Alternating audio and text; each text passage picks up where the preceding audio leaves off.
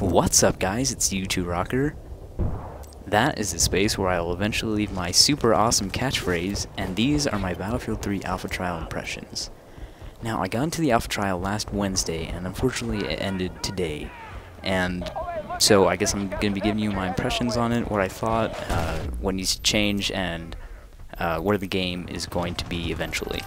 Now, I need to start off by saying that I am under NDA, non-disclosure agreement, which means I can't reveal any specifics about the game or post any videos or screenshots about the game.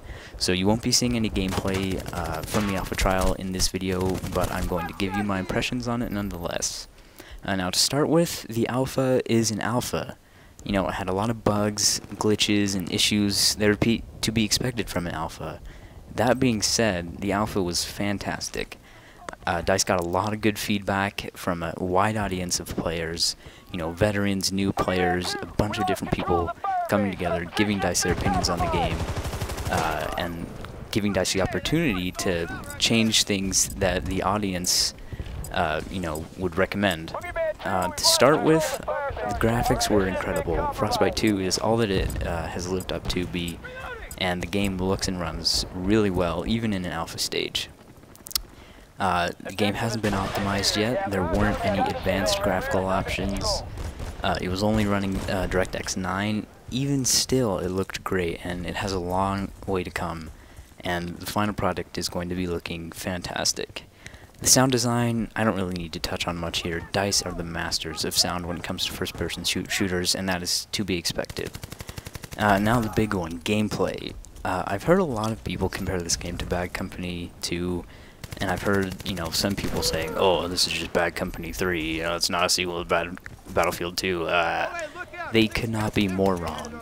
This game plays differently than any other first-person shooter I've played, and that's because of the way all of the animations in first-person blend together.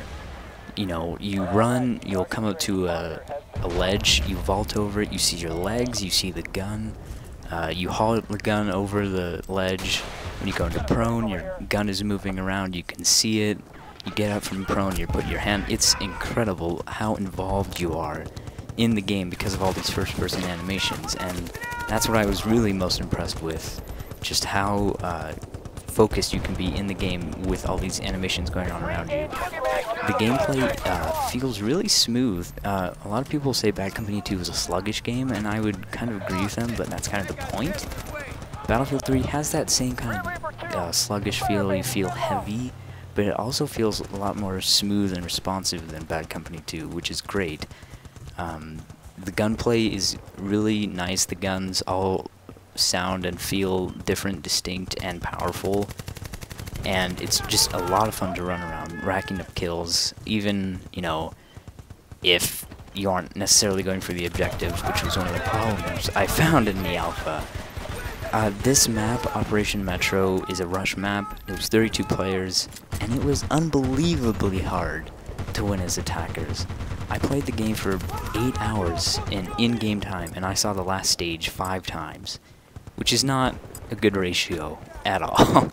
So I think, you know, there are a few bugs in the alpha that led to this. The biggest one being that squad spawning didn't really work, so you'd run in, die, and then you're back at your base. So you gotta run all the way back in, and it was just kind of a frustrating process, but will definitely become easier once all the systems are up and working. Another thing that I did not like was the teamwork. And now, this is something I feel like DICE left out of the alpha, mainly because this alpha was server stressing purposes and gathering feedback. In Bad Company 2, you have the socialize button where you press Q and you can either call out a spot or ask for ammo or say, oh hey, let me repair you, stuff like that. And in Battlefield 2, you had the command rows where you hold down Q and select a bunch of different commands you can give to your friendly teammates.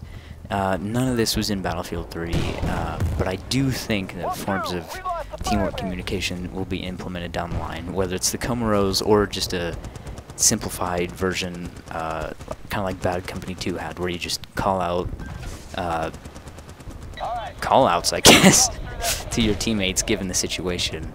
Another thing that was controversial in the alpha was 3D spotting. Some people call it the 3D wall hack. It's when you spot someone and a little triangle goes above their head, and you can see that triangle through almost anything in the environment. I honestly don't really mind it that much. I think it helps team play.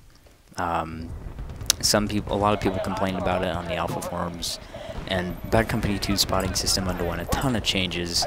If you played the beta, the demo, and the final release, you'd know that there were quite a few changes to how it all worked, and I'm sure it'll be no different in Battlefield 3.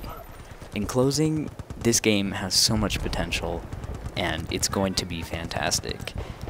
Getting a feel of the core gameplay really got me excited for this game more than any trailer could do, because knowing what's coming, which is huge maps, 64 players, jets, vehicles, Battlefield 2 maps, new game modes, tons of weapons, tons of customization, it's going to be great. And with Frostbite 2, the new gameplay, the new animations, it all comes together in a really fantastic way that gives you a new experience that you really haven't even seen before. So the beta is set to come out in September. I will definitely be covering that, giving you guys my impressions, and of course I'll be covering the full game quite a bit as well. But Battlefield 3 is going to be fantastic when it releases on October 25th this year. That's it for this video. If you enjoyed it, please like and subscribe, and I will see you guys next time. Peace.